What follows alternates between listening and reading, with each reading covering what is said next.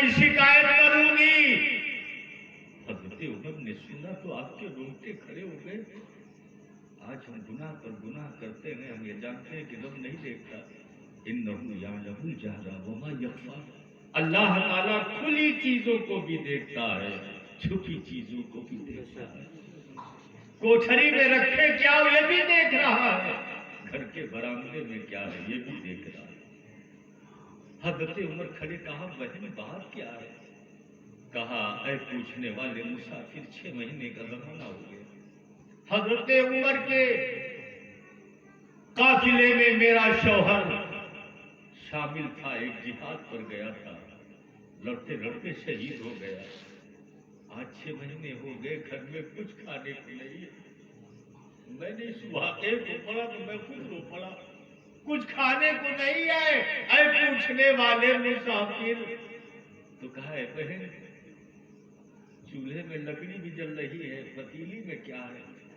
تو اس خاتون نے کہا ہے پوچھنے والے مسافر، میں نے ایک مٹھی کنکر اس پتیلی میں ڈال دیا ہے، جب پانی کھولتا ہے تو آپس میں یہ کنکر لڑتے ہیں، میں بچوں سے کہتی ہوں کہ بیٹا رک جا، دیکھ پک رہا۔ ماں کتنی تسلیوں کی حامل بنتی ہے، ماں کتنا سمجھاتی ہے۔ بچے تو ہیں وہ چاند بھی مانگتے ہیں کھیلنے کے لیے، لیکن یہ ماں کی ممتا ہے، اپنے دامن میں چھپا کر اسے محبت کی چند بولی سنا کر مطمئن کر دیتی ہے۔ کتنا نرم نازک دل ہے ماں کا۔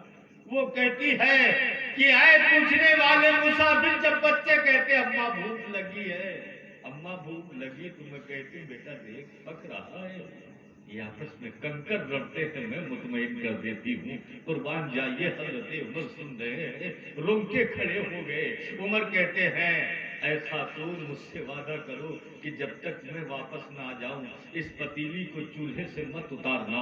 حضرت عمر دوڑے دوڑے گئے، آنکھیں اشکبار ہے، کپکپاہٹ طاری ہے، بیت المال سے کھانے پینے کا سامان لیا، اپنی پیٹھ پر لادا، آپ کا غلام اسلم آگے بڑھا، کہا حضور مجھے دیجئے میں لاد کر لے چلوں گا۔ حضرت عمر پلٹ کر پلٹ آتے ہیں اور کہتے ہیں یہ بتا دے کیا کل قیامت کے دن بھی تو ہمارا بوجھ اٹھائے گا؟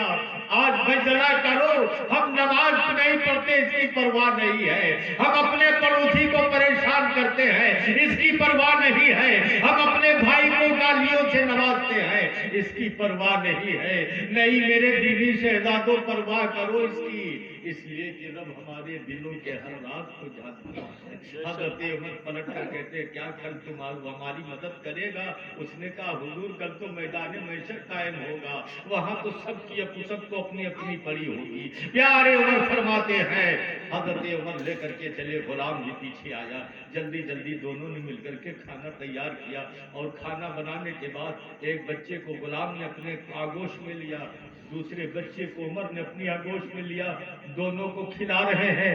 جب چہرے پر مسکراہٹ کے آثار نمایاں ہوئے، حضرت عمر اسی کے گھر کے آنگن میں رات کی تاریکی میں گھوڑا بن گئے اور ان بچوں کو اپنی پیٹھ پر بٹھاتے ہیں، اسی کے آنگن میں ٹہلا رہے ہیں، اسی کے آنگن میں گھما رہے ہیں۔ بچوں کے چہرے پر جب کھلکھلاہٹ طاری ہوئی، ہنسی کے اثرات نمایاں ہوئے، بچوں کو اتار کر اس بیوہ کے قریب عمر کہتے ہیں اے بہن معاف کر دے عمر کو، ہو سکتا ہے عمر کو خبر نہ ہوئی ہو، عمر کی ذمہ داری بہت کاموں پر ہے، ہو سکتا ہے عمر کو علم نہ ہو۔ حضرت عمر نے جب اتنا کہا، اس بیوہ نے کہا نہیں نہیں، میں خدا سے عمر کی شکایت ضرور کروں گی، اللہ کے حضور شکایت کروں گی۔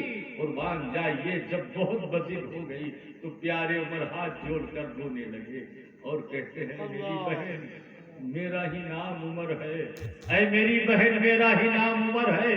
یہ اس کی داستان ہے جو 28 لاکھ عرض مربع پر حکمرانی کرنے والا تھا، یہ اس عمر کی داستان ہے جو چٹانوں پر لیٹ کر سارے لوگوں کے دلوں پر حکمرانی کرتا تھا، یہ اس عمر کی ذات ہے، اس عمر کی ذات کی داستان ہے جس عمر نے ہاتھ جوڑ کر کے کہا تھا کہ اے بہن جو سزا دینی ہے تو مجھے دے دے کر اللہ کے حضور میری شکایت نہیں کرنا۔ تو میرے دینی